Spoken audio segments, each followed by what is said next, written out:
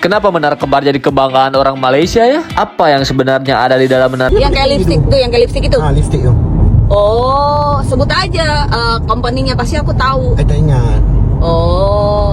Tu HSBC belakang Nih ni. punya orang Indonesia, Chong. Nih punya orang Indonesia nih. Yang aku tahu milik orang Indonesia adalah bangunan ini milik orang Indonesia. Nanti jangan lupa lah bawa lah balik dekat negara engkau. Sepenuhnya dimiliki oleh kerajaan Malaysia. Nggak ada langsung investor asing ya di projek ini. Depan saya sekarang ini adalah Battersea Power Station. Satu bangunan yang dimiliki oleh negara Malaysia 100%. Dan bangunan ini merupakan bangunan batu bata yang terbesar di dunia. Dan ia dibina waktu tahun 1929. Fungsi bangunan ini dulu merupakan supply elektrik kepada 1/5 kawasan London. Tak tahu malu para sahabat, netizen Konoha klaim bahwasanya bangunan tertinggi di Malaysia itu TRI katanya milik orang Indonesia. Assalamualaikum warahmatullahi wabarakatuh. Jumpa lagi para sahabat dan teman-teman dengan Cak Farhan. Gimana kabar-kabarnya? Semoga kalian semuanya sehat-sehat saja. Yang baru bergabung di videonya Cak Farhan, terima kasih banyak-banyak yang sudah setia menonton di channel ini. Saya doakan semoga kalian semua dimurahkan rezekinya, dipanjangkan umurnya, dijauhkan dari malak bahaya dari Allah Subhanahu wa taala. Amin amin amin ya rabbal alamin. Oke para sahabat dan teman-teman, di video kali ini Mas Farhan akan nge-reaction beberapa video yang sudah di-tag di TikTok Mas Farhan. Pernah terlintas tak di beranda kalian? Ini Mas Farhan di-share kepada Mas Farhan bahwasanya menara TRI yang ada dekat Kuala Lumpur itu para sahabat malah diklaim oleh netizen Konoha bahwasanya katanya pemilikannya 49%, bahwasanya mereka tidak sadar itu hanya saham, bukan kepemilikan. Tapi mereka malah ngotot para sahabat, ini kepemilikan macam itu. Tetapi Malaysia para sahabat tidak besar kepala. Mereka mempunyai bangunan, orang Malaysia sendiri membeli dekat London. Dekat London way. Kenapa? Ini kalau dikatakan saham ini para sahabat, berbicara tentang investor, kenapa orang Indonesia malah menanam saham dekat Malaysia? Pertanyaannya, kenapa kok nggak di Indonesia? Biar memajukan negara kita sendiri. Karena dekat Indonesia geopolitiknya selalu berubah, turun naik, demonstrasi macam itu. Itu yang membuat gejolak mata uang rupiah kita menjadi menurun dan mengurangkan kepercayaan investor. Yang investor orang Indonesia pun tanam modal dekat Malaysia, tanam saham dekat Malaysia. Apalagi yang investor asing mau tanam dekat Indonesia. Kan parah para sahabat. Kita simak videonya para sahabat dan teman-teman. Apa-apa benda boleh komen di bawah. Tetapi jangan lupa bantu sokong channel ini dengan like, comment, share, dan subscribe-nya. Kita langsung ke videonya. Let's go. Cuy, itu gedungnya orang Indonesia ini ya? Yang kayak lipstick tuh, yang kayak lipstick itu. Lipstick tu. Oh, sebut aja company-nya, pasti aku tahu. Tak ingat. Oh. Tu HSBC belakang ni. Nih punya orang Indonesia, Chong. Nih punya orang Indonesia nih. Tuh, nih punya orang Indonesia, Chong. Tuh. Siapa ya ini ya? Mirip-mirip, tapi nggak ada namanya ya depannya ya? Oh. Oh, ini punya orang Indonesia. Bertengger dia di depan ini ya. Di depan apa nih? Petronas. Mana Petronas? Oh, ini punya orang kayak APL Tower ya bentuknya ya. Ni Bukit Bintang lah ni. Ni Bukit Bintang. Oh, ini bukit. Gila, dia bikin gedung di sini. Ya. Oh, ini punya orang Indonesia. Bukan beli. Bikin? Dia bikin dari kosong. Dia Oh. beli tanah di sini dia buat. Oh, ini kawasan mahal ya?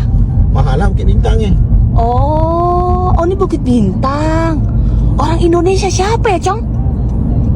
Tapi bentuknya kayak APL Tower ya. APL Tower yang punya bukan Agung Sedayu Group. Bukan. Sini area ni kan area TRX. Siapa ya? Bentuknya kayak APL Tower sih. Nanti kita cari. Sedayu Group. Bukan. Pernah dengar ya? Tak Pernah tahu dengar? tapi bukan Sedayu lah. Oh, bukan Sedayu. Oke. Ni TRX area ni. Oh, namanya ini. Ini area TRX semua ni. Punya orang Indonesia bukan? Bukan ni. Oh, yang di belakang sana. Building tu je. Building itu office. Office, ya office. Oh, oke. Tapi dia adalah share dengan macam-macam negara lah. Oh. Ada yang ni share berapa persen. Oke. Itu ada berapa? Tapi orang Malaysia tahu itu punya orang Indonesia. Tahu. Oh gitu. Hai semuanya, ada satu VT dia cakap gedung atau bangunan TRX itu adalah milik orang Indonesia. Betul ke tidak ya? Yang aku tahu yang milik orang Indonesia ini. Yang aku tahu milik orang Indonesia adalah bangunan ini, milik orang Indonesia. Nanti jangan lupa lah, bawa lah balik dekat negara engkau. Tapi boleh ke bawa balik? Kalau bangunan itu milik orang Indonesia, kalau bangunan TRX ini milik orang Indonesia, kenapa tak dibuat dekat IKN ni? IKN kan banyak lapangan kosong atau lahan kosong. Kenapa tak dibuat dekat sana? Kenapa dibuat dekat dalam negara Malaysia bangunan TRX ini? Kalau betul-betul bangunan TRX ini adalah orang Indonesia punya. Kenapa bangunan TRX ini tak dibuat dekat Indonesia, dekat IKN? Kan IKN luas gitu. Sedih aku lihat mentali Konoha padahal cuma 40 saham. Tapi dia bukan saham, combro. Makanya nih yang komentar-komentar ini orang-orang miskin Malaysia nih yang komentar-komentar negatif ini. 49% kepemilikan terhadap gedung Exchange 106 TRX Bukit Bintang Kuala Lumpur. 49% kepemilikan ya. Ini yang komentar-komentar ini adalah gue kasih tau aja orang-orang miskin di Malaysia. Karena orang-orang kaya di Malaysia itu mereka menyadari bahwa memang itu milik orang Indonesia. Walaupun bukan semuanya, tetap aja 49% itu kepemilikan adalah milik orang Indonesia. Yang kalian gak terima itu adalah karena itu milik orang Indonesia. Dan ingat, sisanya 51%. Kalian gak usah banyak bangga lah. 51% pembuatan gedung Exchange 106 itu awalnya dari uang 1MDB, uang mega korupsi terburuk terbesar di Malaysia. Ya, ingat 51% itu pembuatan gedung TRX Exchange 106 itu adalah uang 1MDB, uang mega korupsi memalukan. Sangat memalukan menggunakan uang korupsi. Dan pemerintah Malaysia dengan berbaik hati, Kementerian Keuangan Malaysia mau mengakuisisi untuk biaya pembuatan gedung tersebut 51%. Artinya Indonesia 49% berkontribusi baik terhadap gedung tersebut. Dan buktinya lihat, banyak pekerja Kuala Lumpur menggunakan gedung tersebut. Indonesia gitu loh, 49% menggunakan uang pribadinya company Mulia Group, bukan uang korupsi, mega korupsi 1MDB yang memalukan itu. Dan pemerintah Malaysia sudah berbaik hati untuk mengakuisisi pembuatan gedung tersebut. Jadi ngaca aja ya, 51% itu awalnya uang apa? Uang 1MDB. Dah, thank you. Hai, hello, selamat malam ya, udah malam ya. Oke, sebelum kita pulang ke rumah, kita buat satu konten. Kita lupakan sejenak tentang bencana alam di negara aku. Kita biarkan pemerintah bekerja ya.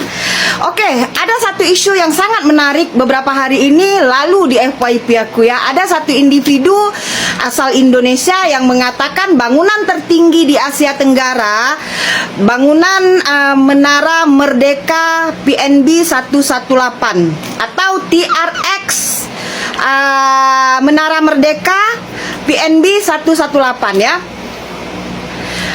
Menara Merdeka PNB 118 ini sepenuhnya dimiliki oleh kerajaan Malaysia. Nggak ada langsung investor asing ya di proyek ini. Bangunan ini sepenuhnya dimiliki oleh kerajaan Malaysia, kerajaan PNB. Jadi kalau ada yang mengatakan Menara Merdeka tertinggi di Asia Tenggara ini pemiliknya orang Indonesia, itu hoax ya. Jadi kita harus cerdas. Yang nggak tahu kita cari tahu, ya kawan-kawan ya.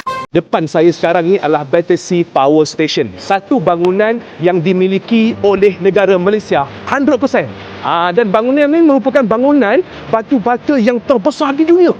Dan ia dibina waktu tahun 1929. Fungsi bangunan ni dulu merupakan supply elektrik kepada 1/5 kawasan London.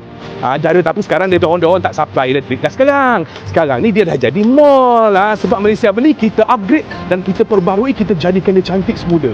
Wah, gempak kan? Gemak, wah. Kamu harus tahu, ini gedung tertinggi di Malaysia dan nomor 2 di dunia. Follow aku dan save video ini supaya gak lupa. Sesuai namanya, Merdeka 118 punya 118 lantai dengan ketinggian mencapai 678,9 meter. Angka ini jauh lebih tinggi dibandingkan dengan gedung Autograph Tower, gedung tertinggi di Indonesia yang tingginya mencapai 382,9 meter. Bahkan mengalahkan Menara Petronas yang pernah menyandang predikat sebagai gedung tertinggi di dunia. Menara kembar yang selama ini jadi landmark ikonik di Kuala Lumpur sekaligus menara tertinggi di Malaysia. Bentuk gedung ini terinspirasi dari Perdana Menteri pertama Malaysia, yaitu Tengku Abdul Rahman saat mengangkat tangan memproklamasikan kemerdekaan Malaysia pada 31 Agustus 1957. Gedung ini berlokasi di pusat kota Kuala Lumpur menghadap ke Stadion Merdeka, tempat dideklarasikannya kemerdekaan Malaysia. Awalnya ada banyak kritik dibangunnya Merdeka 118 ini karena dianggap sebagai proyek yang boros dan berlebihan. Beberapa pihak mengkritik karena proyek ini didanai oleh Permodalan Nasional Berhad, sebuah badan usaha milik negara Malaysia dengan biaya lebih dari 5 miliar ringgit Malaysia atau sekitar 17 triliun rupiah. Tapi lihat, bangunan ini kini berdiri megah dengan light show yang sangat menawan. Bukan sekedar bangunan pencakar langit dengan warna-warni, tapi juga bisa mewarnai Malaysia dengan peluang ekonomi yang akan datang. Like dan share video ini kalau bermanfaat dan tulis di kolom komentar apalagi yang mau. Kenapa Menara Kembar jadi kebanggaan orang Malaysia ya? Apa yang sebenarnya ada di dalam Menara Kembar tuh? Menara ini pernah memegang rekor sebagai gedung tertinggi di dunia. Tapi, tahu gak di dalamnya ada apa? Jadi, Menara Kembar itu bukan hanya sekedar gedung pencakar langit, tapi juga menjadi ikon megahnya Malaysia. Di dalam Menara Kembar ini ada lift yang pernah menjadi salah satu lift tercepat di dunia. Lift ini mempunyai kecepatan hingga 6 meter per detik. Kalau menurut kalian, ada gak gedung yang lebih megah dari ini? Kok rasanya pengerjaan selalu asal-asalan dan BUMN mendapat kerugian yang besar sekali. Tidak ada perubahan dari tahun ke tahun. Di sini harus ada pembenahan yang luar biasa pada struktur BUMN ini supaya tidak seperti ini terus. Uang negara terhambur-hambur seperti ini kan. Untuk kerugian yang di sini saja mulai 2019 itu kan 500 miliar. Sekarang diperkirakan 1,5 triliun karena banyak alat-alat Wika yang mangkrak dan korupsi di sini yang hancur. Apalagi pada aset-aset yang lain yang dikuasai sama Wika. Berapa triliun kerugian yang terus seperti ini, beban negara dan beban masyarakat. Kasihan kita-kita ini kan sudah bayar pajak, harusnya bisa menikmati yang lebih baik lagi, malah banyak yang dirugikan, banyak pembeli yang merana dan menangis, yang hampir di seluruh Indonesia pelaksananya sama, mereka jadi objek. Harus ada perubahan. Ayo Erick Thohir, kerjaan Anda nih, sikat terus. Proyek mangkrak yang melibatkan perusahaan BUMN karya seperti PT Wijaya Karya atau Wika dan perusahaan BUMN karya lainnya menjadi isu yang terus mendapat perhatian publik. PT Wika sebagai salah satu pemain utama dalam industri konstruksi Indonesia tercatat memiliki beberapa proyek yang mengalami keterlambatan parah yang merugikan banyak pihak. Baru-baru ini viral video di media sosial memperlihatkan gedung operasional Wijaya Karya atau Wika terlihat telah lama mangkrak. Aset-asetnya terlihat dalam kondisi memprihatinkan dengan banyak alat-alat yang sudah berkarat, rusak, dan kini hanya tinggal berupa besi tua. Kerugian yang ditimbulkan akibat kondisi ini dianggap sangat besar dan menjadi beban bagi para pihak pengelola. Tidak hanya Wika, perusahaan BUMN karya lainnya seperti PT Adhikarya dan PT Hutama Karya juga tidak lepas dari masalah serupa. Proyek-proyek mereka, baik yang berskala besar seperti jalan tol maupun apartemen, seringkali mengalami pembengkakan biaya, keterlambatan waktu, dan bahkan ada yang sampai mangkrak tanpa kepastian kelanjutan. Banyak pihak yang dirugikan, mulai dari masyarakat yang mengharapkan fasilitas publik yang lebih baik, hingga konsumen yang telah membeli properti dan menunggu unit mereka. Dengan kondisi ini, masyarakat dan berbagai pihak mendesak Komisi Pemberantasan Korupsi untuk turun tangan memeriksa dan melakukan audit terhadap proyek-proyek BUMN karya yang mangkrak. Tidak hanya masalah administrasi dan manajerial yang perlu diperhatikan, tetapi juga potensi adanya penyalahgunaan anggaran negara yang seharusnya digunakan untuk kepentingan publik. BUMN Tower di ibu kota negara Nusantara. Kita akan bahas tower setinggi 700 meter ini guys, yang bakal kemungkinan dibangun nih rencananya. Jadi memang ada rencana nih guys, BUMN Tower ini bakal dibangun dengan ketinggian 700 meter di IKN dan menjadikan tower paling tinggi di Indonesia ya guys, kalau misalkan beneran jadi. Dan pastinya menjadi tower kedua atau bangunan tertinggi kedua di dunia setelah Burj Khalifa di Dubai. Karena tingginya 700 meter guys. Wah, sumpah ini tinggi banget sih. Kegunaannya sih seperti biasa ya, mixed use. Akan ada perhotelan, entertainment, pusat perbelanjaan, masjid, terus juga ada buat shopping juga, penginapan, dan lain-lain juga. BUMN Tower ini bakal jadi ikonik baru dan simbol kemajuan di Indonesia, tepatnya di IKN ya guys. Tapi kabarnya masih dalam rencana ya guys untuk membangun BUMN Tower ini, karena pemerintah lagi mempusatkan ke kawasan pemerintahan intinya. Harusnya sih kalau kita lihat dari tema IKN sendiri yang dimana Green City dan Smart City, harusnya tower ini juga udah green building ya guys.